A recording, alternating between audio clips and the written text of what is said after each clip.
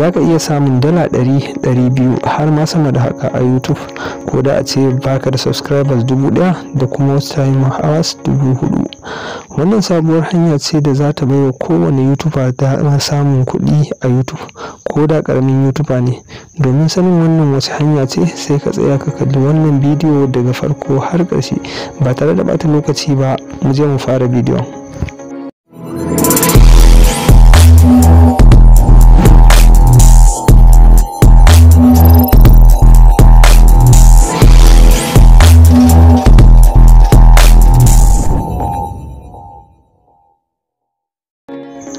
Kasancewar a kullum YouTube suna fidda sabbin tsare-tsare.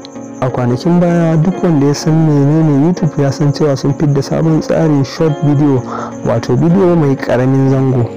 Kasancewar YouTube sun lura da cewa mutane yanzu sun ba da karfi wajen yin TikTok da laiki da dai sauransu.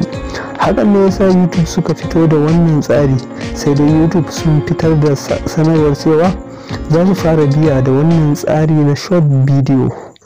Za su bada biya akan wannan tsarin ne ko da a ce baka da subscribers 1000, wato matakin fara biya a YouTube. Kawai dai abinda YouTube za su duba shine yawan viewers da ka samu yayin da ka ɗora shi wannan short video din naka.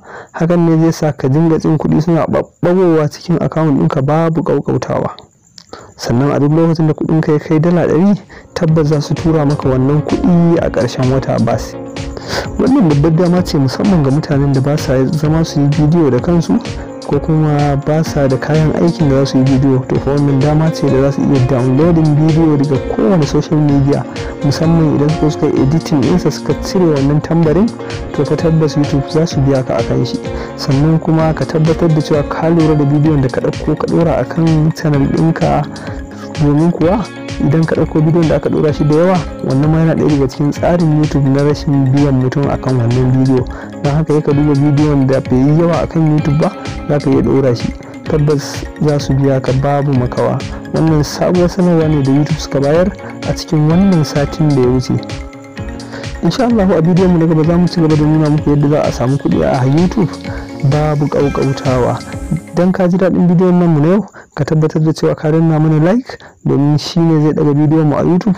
Idan baka yi subscribe ba, lallai muna roƙon ka taimaka ka danna mana subscribe a wannan channel ɗin ta mu mai albarka, wato Takama Tech. Mun gode.